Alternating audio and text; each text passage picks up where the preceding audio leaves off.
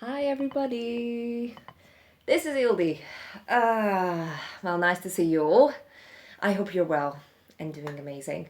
Okay, people who kind of follow this channel know that I am a proud army wearing the hidden track C's lyrics on my t-shirt. And I'm not only an army, but I am a lucky army. I am a very lucky army because I got to see BTS twice already.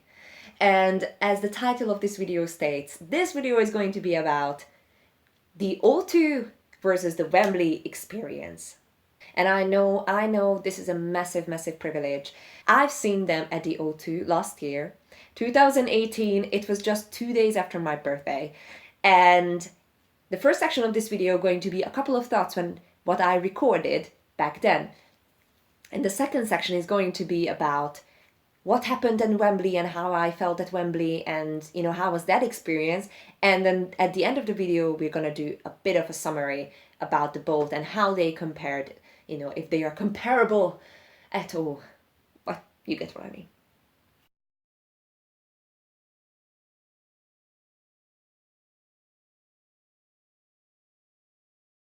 As you might remember, people who went to the London O2 concert, it came on a very special day, which was World Mental Health Day.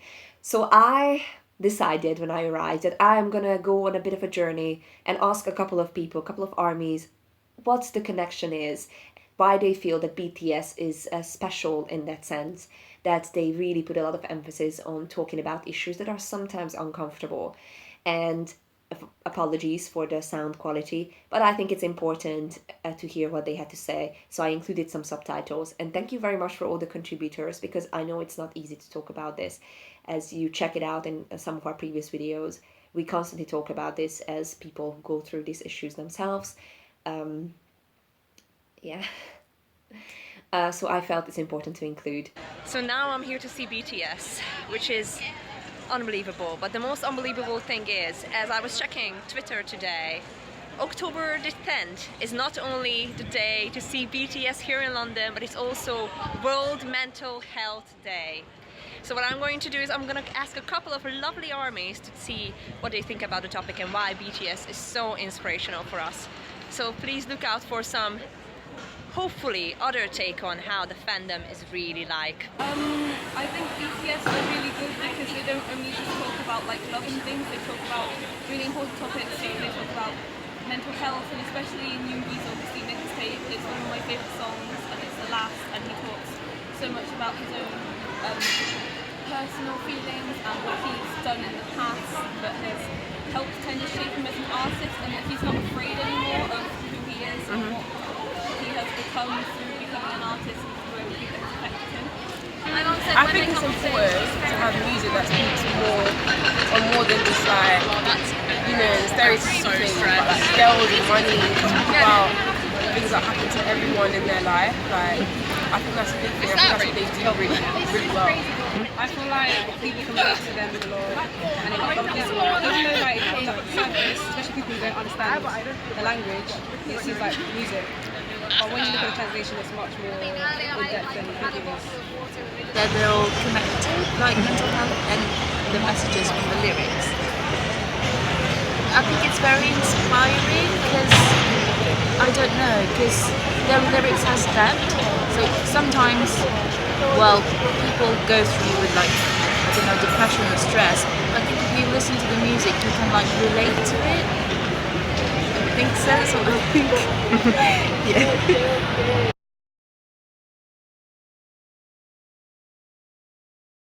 As you probably guys heard, and I heard this happen in many countries, getting a ticket was a literal bloodshed, okay? So it was all sold out within seconds, and I remember the day during summer, I was actually very ill, unfortunately, so I was at home, between feverish dreams, woke up in the morning, I was trying to get a ticket, couldn't get a ticket. Luckily, a couple of our friends in this group already got a ticket, so I was I had hope that it's gonna happen eventually. And then I was on Twitter, on different peer-to-peer ticket selling apps, but the prices were insane. They were absolutely outrageous. And this is kind of a sad thing, that obviously Big Hit Entertainment is a Korean entity, and through resellers and through all the distributor teams around here, sometimes those teams couldn't control like how the market works, and you know, there were a lot of people, or like, you know, I'm guessing different entities who bought tickets like in 10s and 20s, and then they were reselling it on like outrageous prices for, you know, thousands of pounds. I think the most expensive ticket that I've seen was around, you know, £4,000 or something. It was absolutely ridiculous. And obviously, like, even though when I went to the concert, and I'm going to tell you about this in detail, the whole experience was extremely diverse, it's still a younger audience. So it felt very cruel that they would kind of, you know, do these things with a predominantly younger audience with a limited budget. So it felt, they were like sharks, honestly. It was shameful, like how the whole thing was going on. Anyway, I was so desperate. I got on Twitter. I was talking to many people. Actually, like while talking to one person, accidentally I met somebody who's like an extremely famous K-pop crack YouTuber. Randomly, and when I checked her account out, like I think she's a Lithuanian girl, and she was like, oh, by the way, I do some YouTube stuff myself. I was like, checked her account, it's like 400,000 subscribers or whatever, so just absolutely insane. So I had some positive experiences, I had negative experiences as well, because I actually, it is not a nice thing to say, but I actually got a bit scammed as myself as well. So I totally understand like what people went through. Luckily it wasn't a huge amount, and I was just stupid, and I shouldn't be this way. But you know, here's the thing, I think people who are watching this will understand how much we would like to see, you know, our favorite bands.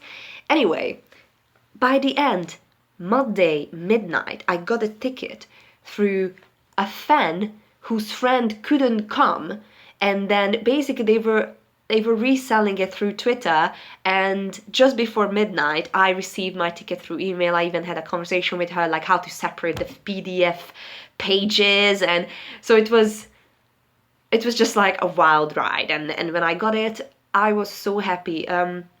You guys know, by the way, that probably some of you know that I'm Hungarian, but I live in the UK, and I do not have my family with me, and sometimes it gets like it can get lonely. And obviously I'm lucky enough to have amazing friends here, and lucky enough to have amazing K-pop friends as well, but it gets lonely. So around my birthday I was feeling down. I went through a rough period in terms of, you know, trying to push for my dreams and through work, and basically this concert ticket was a sacrifice in budget terms, but it almost felt like a kind of like a present that I was able to give myself, and just, you know, go to an event which made me insanely happy and very, very, I'm already getting emotional. This is awkward. This is awkward. I don't know why I'm doing this. Anyway, so this is something that just made me very, you know, happy and at peace. Even though it was an intense experience, it just made me incredibly grateful that I had the opportunity to go.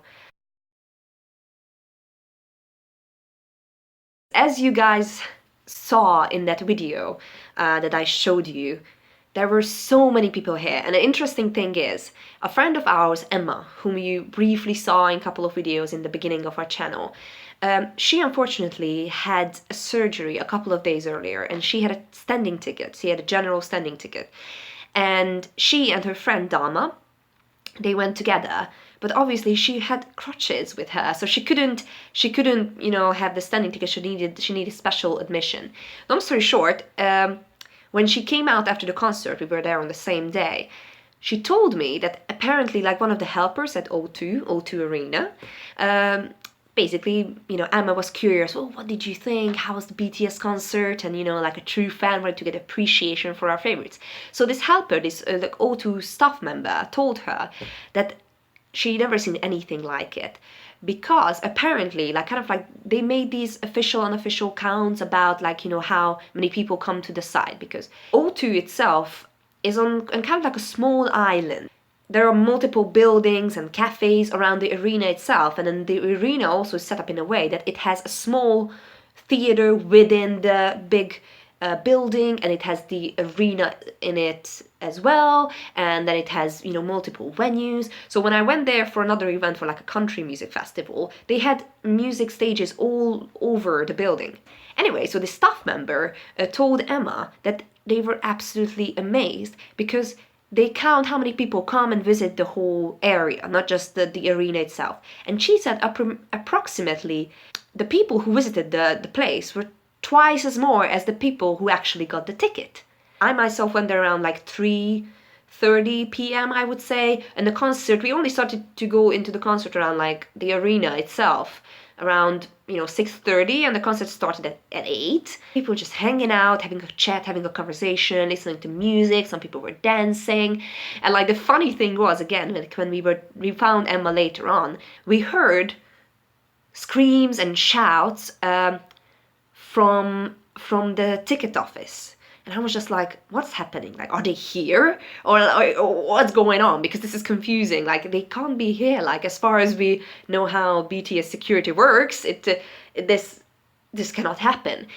Anyway, I was just like curious. I need to know. So I went there and I figured out that actually the people were screaming and shouting every single time when an official merchandise item sold out. And this is what the staff member told us also, that the merchandise, the sales of the merchandise was, you know, through the roof. People just came to the site to socialize, to hang out with other fans, to buy the merchandise, and just to enjoy the whole experience, which I think was absolutely lovely.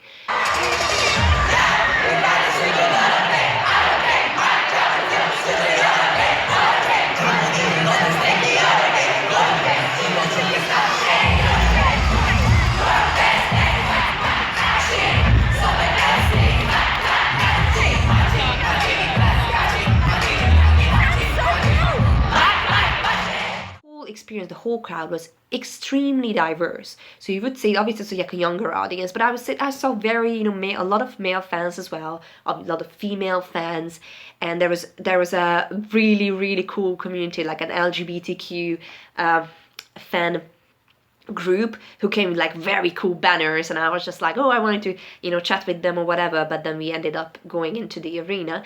Anyway, so there were a lot of families, there were a couple of, you know, confused parents as well, but, you know, younger and older and all sorts of races, and a lot of people from different nationalities as well. Obviously, you guys who are, you know, BTS fans, probably BTS fans are watching this video, you know that the fandom is everywhere. And that's true for the genre itself. And again, London was just one of those places where people from different countries who didn't get the concert of their own just came. So I met a lot of Swedish people. Even when I literally got from Vista, where I work, to London on train, and when I was just walking, I'm not joking, guys, the army took over London. So within 2 minutes of walking, just like very much in my thoughts, and I know what I should love and whatever, and I literally saw 2 girls wearing Love Yourself shirts, and I was like, I'm sorry guys, I need to stop you because I'm an army too. And so those girls, for example, they were from Spain. And then I met a lot of Swedish people again in the crowd. There were Italians too. Again, 2 days later, the next day, when I went for my film school again in London, because I study in a film school, I study at the Discovery Channel. Long story short, when I went there and I was midnight, 11 p.m. back on the tube, which is kind of like the underground, back in the tube, tried to get to my train back to Oxford. Again, got off at Embankment Station, and there was a Jimin poster at the Embankment Station, and I saw two girls just taking pictures with the Jimin poster, and I was like, okay guys, so I need to stop you right here, right now, because I want to do the same thing. Again, it was just such a lovely experience. So those girls, for example, some parts of the Spanish army organized themselves because they were all from different parts of Spain, and Spain is a massive country again. So they kind of met here, and then they decided to stay over the weekend. So again, just imagine the immense strength of the fandom that you would meet sometimes, not strangers anymore, because we are all, you know, bounded by faith and BTS, but still you would meet these people and you would hang out with them throughout the whole weekend. So that was just, you know, such a lovely experience, and I ended up staying with them.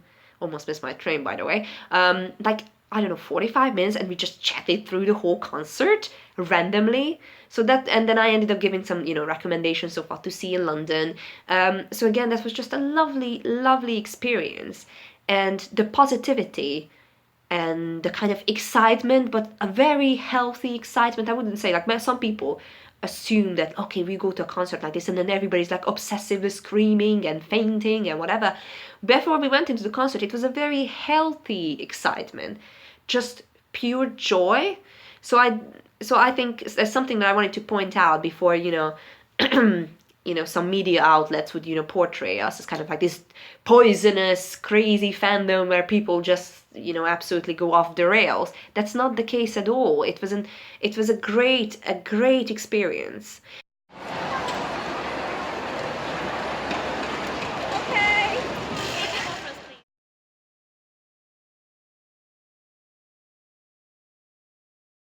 Now, I remember when the first news came out that they're going to perform at Wembley, I assumed that this cannot be right. First of all, I was very surprised, and every, you know, BTS fan can relate to this. Are they still going? When are they going to rest?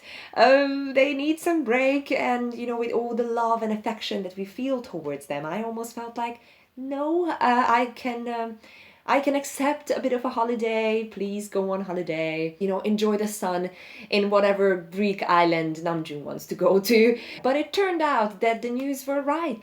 2 nights at Wembley. Okay.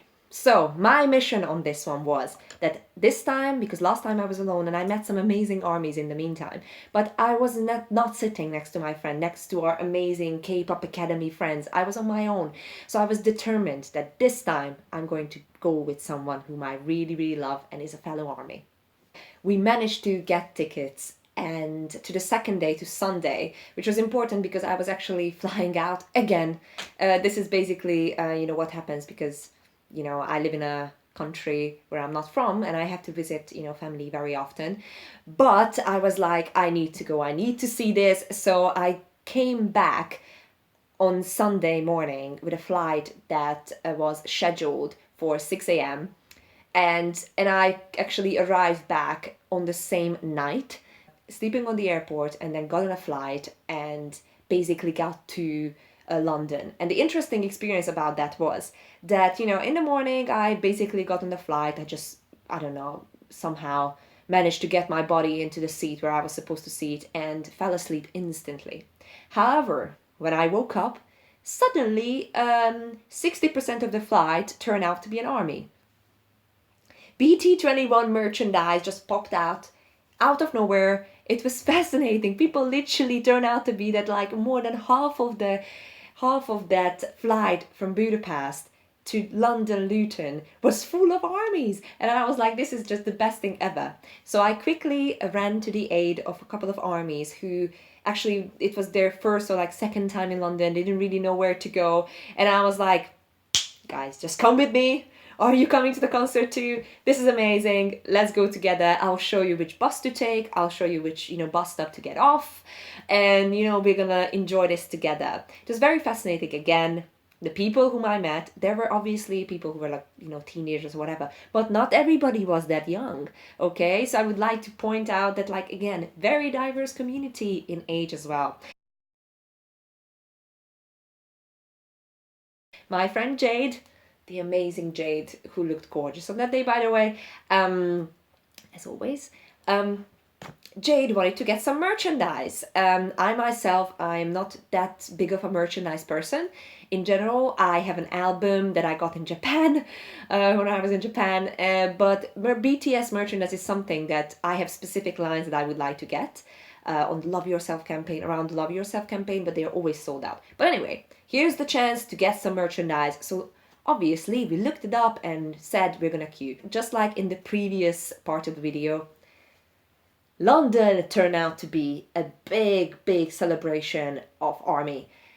Everywhere we went, we saw armies. And it's very interesting because with a fandom like a K-pop fandom, you see the affection displayed outside. So people would wear t-shirts, they would dress up, like, you know, if you're a K-pop fan, you recognize almost certain, you know, elements of a dressing that would like, I imagine it. Is that a K-pop fan by any chance? Like, just like the t-shirts that we wear, or like the asymmetric skirts, K-pop fashion pops up, so that happens. Anyway, so I was already suspicious in some cases, but with an army like that, you could just see right away. I checked out a flat in the meantime while Jade was waiting for like more than 1.5 hours or 2 hours queuing. But here comes the interesting part. You would assume that in a situation like this, people might be, it was very, very hot summer day. People would be like, getting restless, getting a bit impatient. Not at all. Everybody was so well behaved and so wonderful. And the queue was extremely long, people. And people were just waiting very quietly, very lovely. A lot of parents as well, taking care of kids. And there was this one gentleman who I got to interview, who was a crew member of this merchandise company. And he did this for so many years, but he said he never seen anything like this. So this is what he had to say. Working for this BTS merchandise store. BTS merchandise, and plus the fans here, like I said before, are one of the most friendliest crowds I've ever seen. It is true army. They are army, they're united. To the point, I'm going on now, but to the point of one person wanted to jump the queue. They actually wanted to jump the queue to go right in front. And her friend says, no, everybody else has been waiting. We are a family, an army. Never heard nothing like it. Yeah, so you've been doing this for quite a few bands. 20 years, yeah. 20 years. Over. So, and I've done a lot of big bands, but these guys here, something very special. You should be proud of yourselves. I mean, that's just wonderful, isn't it? I felt very, very proud because I think the armies and also K-pop fandom in general, we have a responsibility to uphold an image, to make sure that we don't bring any shame to the army community and to the wider K-pop community, because we sometimes get put down as, crazy fans and, people who are just generally way too obsessed and don't have any responsibility whatsoever, which is obviously not the case. So I felt very proud that everybody was, so well behaved and so lovely. It was actually a great experience to queue for 2 hours. Would you believe? So, okay. We got the merchandise. It was time for us to put down our stuff at Xenia's place. Again, person you saw on this channel. She's our lovely EXO fan because there are no fan wars in here, okay? So we put down our stuff and we headed to Wembley. It is a crowded, experience to travel in London, no matter what day it is or no matter what part of the day it is. But this was especially crowded. Okay, but important thing, when we arrived, I suddenly felt, was I transported to Korea suddenly or something?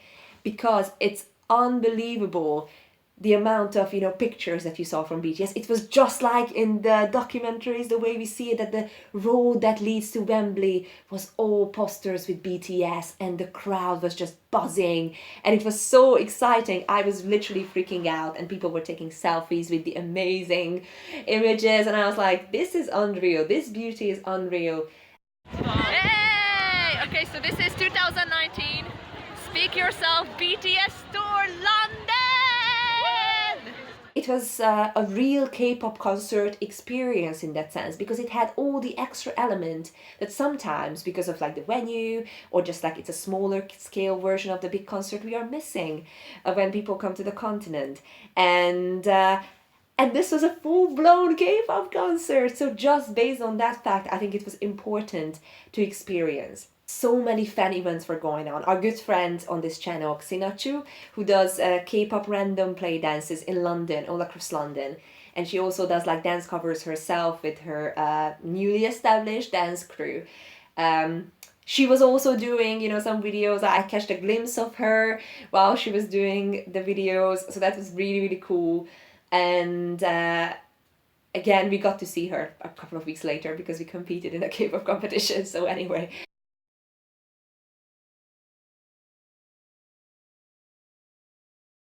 Being an international fan in the ARMY community, I almost have kind of like special sensors to see the diversity and capture something. People had special connection to BTS when it comes to mental health, when it comes to their messages. People also nowadays have very special connection to BTS because they are part of a multicultural community through their fandom experience. I asked a couple of people, would you tell me where you came from? Hungary! We're from Slovenia. India. Netherlands. This was only a glimpse of how diverse the community was. There were people from everywhere, just like the O2 experience, but I think the Wembley kind of supercharged that opportunity even more. Next phase, we got in, and actually I have to tell you, I was slightly nervous at first because it felt like, based on the O2 experience, which was obviously a closed venue, and you saw, like, you know, how strong people were singing, this felt slightly, you know, weaker. And I was almost like, I was telling it to Jade, I hope this fills up completely. Where are the people? You know, there were some missing seats. And I was just like, no, we can't disappoint BTS. We can't disappoint them. We have to give them an amazing experience now that they traveled so far, and this is so important. But when they turned up the volume on the songs that they were playing before the concert, suddenly everything changed. People started to, you know, come in and started to sing like crazy. So there was no problem whatsoever.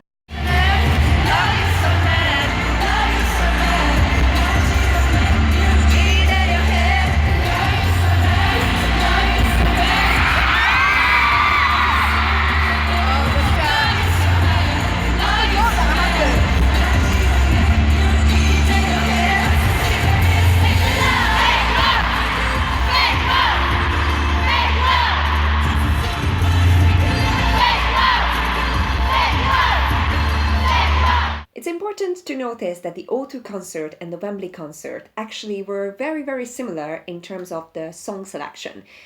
The Wembley concert had a couple of new songs added since then. Notable examples, Idol, and, you know, Dionysos and all those things. But a lot of the songs, or like also the interludes, were very, very similar. And they got kind of a shiny new armor on, and that made it feel like we are not watching recycled material whatsoever. It felt brand new, and like some of the effects that they were adding were incredibly interesting compared to the O2 performance. Okay, the concert finished. I mean, it was just beautiful. I mean, it was beyond. Jade, what do you think? Amazing. I don't want to leave. I want them to come back.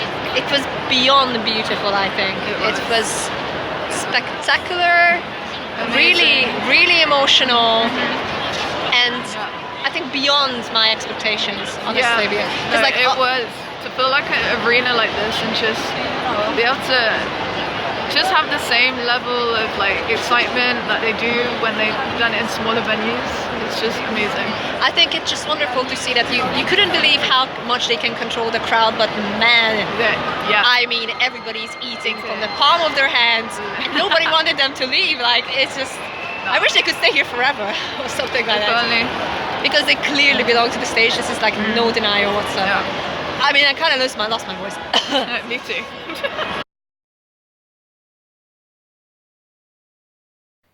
I think even with the O2 experience, you felt that you are part of a big change. You are part of a global movement that is not just the fandom movement and how we change our environment around us, and like, you know, how we mobilize our forces to do good and, you know, collect food and, you know, make donations or anything like that. But even with the O2, you felt like this is the first phase of that change almost. But I felt at the Wembley experience that you are part of being something substantial, something that cannot be disregarded anymore, that is not going to be put in the back of the colorful news section of some news channel. This is here to stay, and the change is coming, and, you know, and this is a generational thing, obviously, and, you know, the millennial community and or older generations, but people who are forward thinking are bringing that change. And it was fascinating to see. Obviously, this is a pop culture event. This is a pop concert. But with a band like BTS, who has such strong message around this, you cannot disregard it anymore. And this is how Wembley felt like. It was magical, it was wonderful. I could go on, and many people did already. And the feeling we got in terms of the community feeling was extremely strong. And I could not be more grateful to be given the opportunity to be part of that crowd who got to sing. Again, there was a bit of controversy around this, who got to sing a thank you song to BTS with Young Forever, which I feel is very close to my heart because I've been thinking about this recently. I'm growing up, whether I like it or not. I'm 27 at this stage, and it's almost like I'm reaching that point in my life. And when people start to ask me, are you going to have kids? Oh my God, I'm getting emotional. When are you going to get married? Are you going to have kids soon? Are you going to start a family? Are you going to chase your dreams more? Or are you going to realize that you need to settle down and some things might not happen in your life? And you need to, consolidate your thoughts. And that song speaks to everyone, but especially to people who are kind of going through that change right now of, am I gonna stay young forever, or am I gonna be somebody else? Because change is gradual and change needs to happen. I just felt so moved.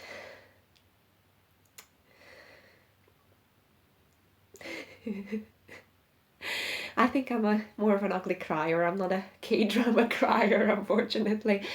These are not perfectly timed tears. Anyway, so when we were in that moment and singing Young Forever, I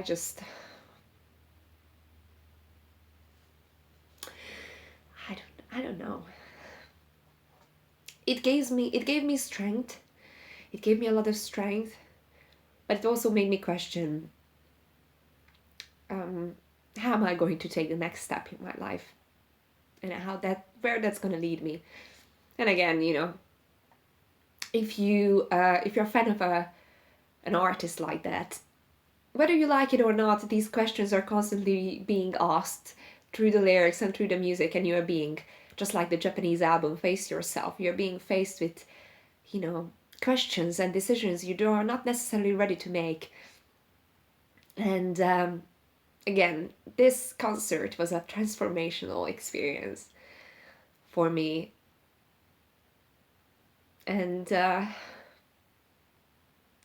hope I can go back to this event and go back to this feeling that I felt back there, to get strength from over and over again. And it really helped me to evaluate, who am I really? What am I trying to achieve? And where are the parts where I could, oh my God, gosh, okay, I don't know, is this how people do reviews? Concert reviews? They just cry because BTS is so amazing. They just cry because BTS gave them so much. Well, this is how I do it, so get ready.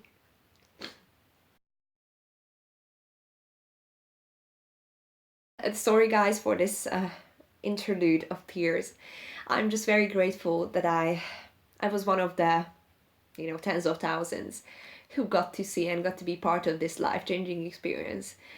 And, people who are not, fans necessarily of a certain artist, sometimes I almost feel they are missing out. Because this is a very special, almost platonic, pure connection that you gain and you get so much from, and especially when you're part of a tight-knit community, like K-pop fandoms are, you are gaining so much. So I beg everybody not to disregard a fandom experience, no matter how old, young they are, or where they came from, and what's their gender identity. They should just speak yourself, and this is what we are doing, right? And the learning curve that we are going through, and I'm not even that young, and the learning curve that I went through being part of this community and getting inspiration from this artist. I never assumed that something like that is going to happen. I am somebody who likes stuff passionately, and I'm really into things. And then I research them, as you see. I research them, and I collect and I study and I read, and I try to be, as well researched, as knowledgeable as possible, to ensure that I'm speaking the truth and I'm talking with facts, and my opinion is backed with data. And I never thought that I'm gonna be this attached to something, and it's gonna give me so much joy and sometimes so many tears, but it's gonna help me eventually to be a better person. So I would like to thank, obviously, BTS. It's not like an award speech, but I would like to thank the community that I am part of, because without you guys, and obviously without the artists themselves, I wouldn't have got this experience that I sometimes feel I'm undeserving to get. I'm just so grateful. So BTS Wembley, BTS O2. Both concerts were amazing. Oh, as you can tell, both concerts were amazing in their own special right. And we can only hope that the genre itself achieves even more heights, and we will get amazing experiences just like this to help us get through that desert and make it feel like that you are swimming in that sea and you're getting through those experiences with the help of the community. And I'm going to close this video with a lovely footage that I actually captured with two lovely Spanish girls who I interviewed before, to kind of exemplify for me the overflowing gratitude, happiness, and all around emotional state that we all got into. So let's go ARMY, let's go BTS, let's go K-pop fandom, create amazing memories together. Let's continue. Much love. Bye everybody.